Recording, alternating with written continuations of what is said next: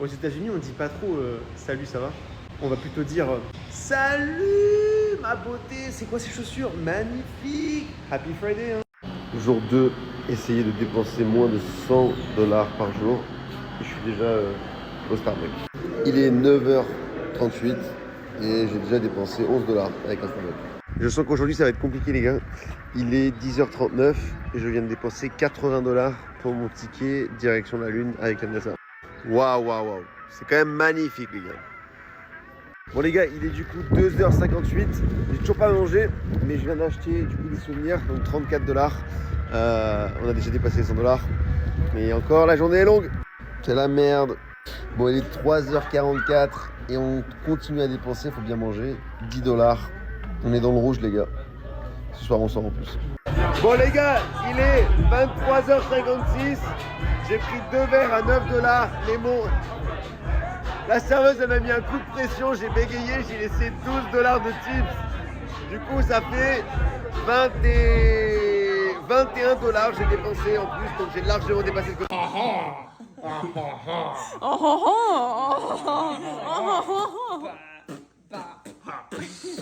Ça fait je sais pas combien d'années que je viens aux États-Unis. Je viens d'apprendre seulement aujourd'hui qu'on peut payer avec une pièce de $1. Ouais, $1. Toujours cru qu'il n'y avait que des billets de $1. Et souvent les Américains, ils adorent avoir plein de billets de $1. Mais là aujourd'hui, le caissier, il m'a rendu la monnaie avec cette pièce. J'ai cru que c'était une blague au début, mais non. United States of America, $1. La pièce, elle est tellement lourde. Et j'ai regardé sur internet et en fait, bah ça existe. Tu peux payer avec cette pièce. En vrai de vrai, je pense que je vais la garder parce que j'en avais jamais vu. Mais vraiment, en 3 ans que je vis aux États-Unis, j'avais jamais vu de pièce de $1.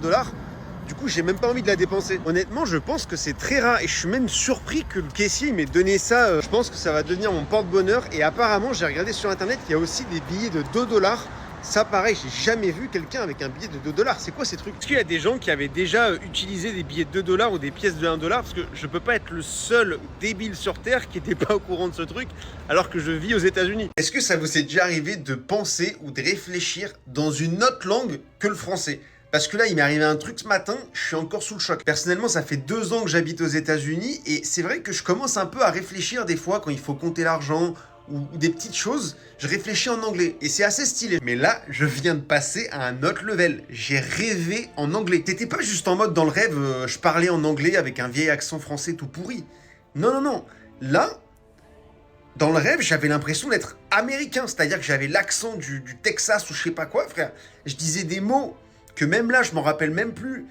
Mais j'étais vraiment bilingue de chez bilingue. Ça a continué après le rêve. C'est-à-dire que ma routine matinale, c'est toujours de m'écrire des scripts pour faire les vidéos.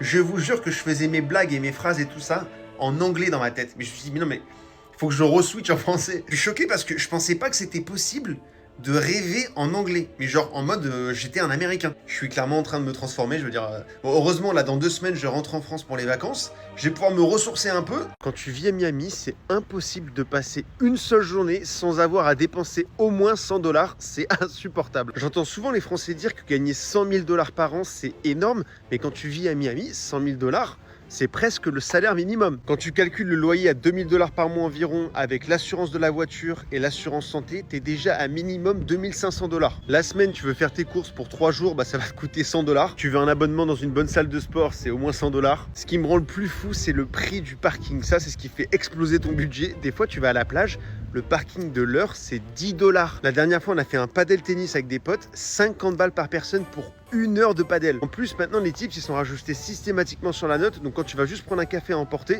et ben, ça va te coûter $10 parce que tu as 20% de tips. Je vous vois déjà dire dans les commentaires, ouais, tu peux te faire ton café toi-même, etc. Et moi, je vous parle pas de survivre à Miami. Je vous parle de vivre normalement, d'aller prendre ton café, des choses comme ça. Ça monte très, très vite le coût de la vie. Mais au final, partir dans une ville comme ça quand tu es jeune, c'est le meilleur moyen de réussir parce que ça va te forcer à travailler dur et à évoluer pour pouvoir survivre. Depuis le début de cette année 2025, j'ai visité 10 villes aux États-Unis et je me suis dit que j'allais les classer de la pire à la meilleure. Je pense que la première place, ça va en surprendre quelques-uns, mais moi j'ai kiffé. Alors dernière place, c'est Raleigh. Alors d'un côté, j'ai tellement de souvenirs parce que c'est là-bas que j'avais fait mes études à l'université, mais en même temps, j'y suis allé pour 2 jours là pour revisiter.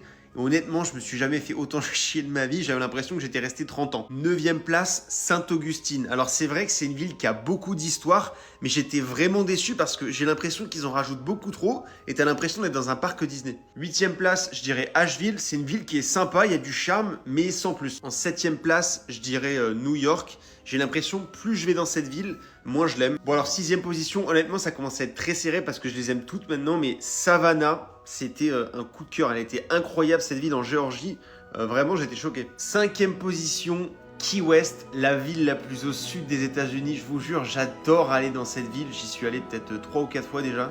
Et à chaque fois, ça me fait le même effet. C'est trop chill là-bas. Alors, au pied du podium, et honnêtement, elle mérite d'être sur le podium, mais ça va être Chicago. J'étais là-bas la semaine dernière. Pareil, aucune attente, mais j'ai été bluffé par cette ville. Je la trouve magnifique. 3e place, et non, mon avis n'est pas biaisé, c'est Miami Beach. Est-ce que j'ai besoin d'expliquer pourquoi? Je pense pas. En 2e place, je vais mettre la maison, donc je vais dire Miami, parce que oui, c'est pas la même ville, les gars. Et enfin, sur la première marche du podium, une ville où je pense que je déménagerai dans quelques années, c'est Charleston, en Caroline du Sud. C'est quoi cette ville de fou? J'adore, je veux vivre là-bas, c'est incroyable. Attends, comment ça tu peux être français et n'être jamais allé à Paris? Depuis que je suis arrivé aux États-Unis, les gars, il y a des moments de stress ultime quand je suis dans des restaurants ou à table avec des Américains. Parce que vu que c'est pas tous les jours qu'un Américain il va avoir un Français à sa table, qu'est-ce qu'il fait quand il envoie un? Il va l'arroser de questions sur l'histoire de la France. Et je peux vous dire que je regrette de ne pas avoir écouté en classe d'histoire géo ou de langue française. Je me retrouve avec des Américains qui ont plus de connaissances sur l'histoire de la France, sur les dits de Nantes, les guerres de Napoléon ou Marie Curie. Mais à chaque fois qu'ils ont un doute sur, je sais pas, une date de mort, la date de mort de Jeanne d'Arc ou je sais pas quoi, ils vont toujours se retourner vers qui? Vers moi. Et qu'est-ce que je dois faire alors que j'en ai aucune idée, par exemple, de la... Je sais pas c'est quoi la mort, la date. Qui connaît la date à laquelle Jeanne d'Arc est morte? Dites-moi là en commentaire si vous avez. Ou encore pire, des fois, la dernière fois, le mec m'expliquait qu'il était allé à Montreuil-sur-Mer et il n'arrivait pas à prononcer le mot parce que du coup, il est anglais. Et il disait Montreuil-sur-Mer. Et il me demandait à moi de le dire en français, mais je savais même pas de quelle ville il me parlait. C'est après que j'ai regardé sur Google, je fais Montreuil-sur-Mer. Ok, pardon. Alors, est-ce que je suis un énorme inculte de la France? Peut-être. Mais j'en ai marre de me faire insulter par les Américains qui, après avoir fait un restaurant avec moi, me disent que je ne suis pas français. Parce que je ne connais pas la mort de Clovis. Mec, on n'était pas tous des génies à l'école. Je suis désolé, je suis français, ok? Speaking French. Si vous aimez être seul, que vous n'avez pas d'amis et que vous adorez vous faire ghoster du jour au lendemain pour aucune raison, mais les gars, n'attendez pas, prenez un billet direction les États-Unis, vous allez vous régaler. Faut que je vous raconte mon expérience de fou furieux quand je suis arrivé à l'université américaine le premier jour, mais j'étais sous le choc. J'étais tranquillement à la cafétéria et là, t'as un mec qui débarque un peu de nulle part, mais super énergique en mode wow, where are you from, machin, enfin, il pose 10 000 questions. En vrai, c'était marrant parce qu'en France, j'avais jamais vu un mec qui voulait autant être mon pote. Mais bref, on échange vite fait. Il est grave sympa, donc il me demande mon Snapchat, je lui donne, et puis il me dit vas-y on reste en contact. À peine l'interaction terminée, pareil, t'as un autre gars qui vient me voir, on parle et tout, on échange des snaps. Bref, à la fin de la journée, je vous jure, il y avait au moins 20 personnes avec qui on avait échangé des contacts, mais c'était un truc de fou. La semaine elle passe, mais j'ai aucun message de personne. Du coup, quand le week-end il arrive, je décide d'envoyer un Let's Hangout à mes 20 contacts. Et les gars, sur les 20 contacts, il y en avait la moitié qui m'avait déjà bloqué. Je sais pas pourquoi. Et les 10 autres, il y en a aucun qui m'avait répondu. Ils m'ont tous lâché un vu. Sur le moment, j'avais pas compris. J'ai cru que je devenais fou. Mais en fait, au fil des années, j'ai compris que c'est complètement normal. Dites-vous que le week-end, au final, je l'ai passé avec mon coloc français qui m'avait même pas dit bonjour. Et c'est devenu mon meilleur ami. Ça, c'est la plus grande énigme aux États-Unis. Pourquoi les Américains, vous faites vos courses en pyjama? Le rayon pour les céréales, c'est un couloir sans fin. T'as plus de choix ici que pour n'importe quel rayon fruits et légumes. Ici, les Américains achètent des tranches de bacon aromatisées aux céréales pour ensuite les mettre dans leur bol de céréales. Des fois, je me demande si les Américains, ils sont au courant que dans ce pays, on n'a pas de carte vitale. C'est une dinguerie d'avoir plein de scooters comme ça dans le supermarché. Le Walmart, c'est un circuit Mario Kart. C'est quoi ce bordel avec le logo du McDo aux États-Unis? Pourquoi il n'est pas vert et jaune comme on a en France? Alors là, je suis choqué, ils font pas de 50-50 au premier date. C'est quoi ce bordel? Incroyable. Les Américains, ils ont déjà pensé à faire des voitures capables d'aller sur l'eau pour combattre le réchauffement climatique. Quand tu vois ce genre de monstre calorique, tu comprends mieux pourquoi les Américains font la prière avant de manger. À chaque fois que je passe devant une maison, il y a un colis posé devant la porte. Faut pas être kleptomane parce que sinon la tentation elle est énorme. Ici les autoroutes elles font 7 ou 8 voies et personne respecte les limitations de vitesse parce que les policiers ne disent rien et il n'y a pas de radar. La Floride c'est comme Jurassic Park, tu peux avoir un alligator dans ton jardin et personne sera choqué. C'est une dinguerie. Ici le patriotisme il a vraiment aucune limite. Waouh! J'ai fait 12 heures de vol et 8 heures de route juste pour voir ce monument des États-Unis. Le rayon de Noël ici c'est quelque chose. T'imagines pour le dessert on te sert un gâteau comme ça, incroyable. Là on est dans le rayon céréales et regardez la taille des sacs, on dirait des croquettes pour chiens en fait.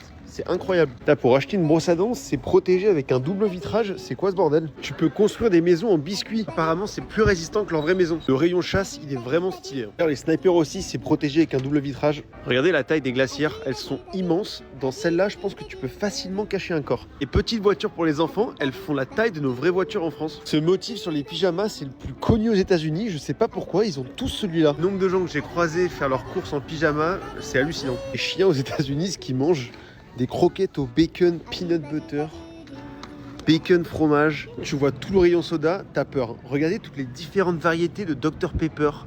C'est... J'avais vu ça. Et tes courses à Walmart, ok, c'est peut-être pas la meilleure qualité, mais par contre, niveau prix, c'est moins cher qu'en France.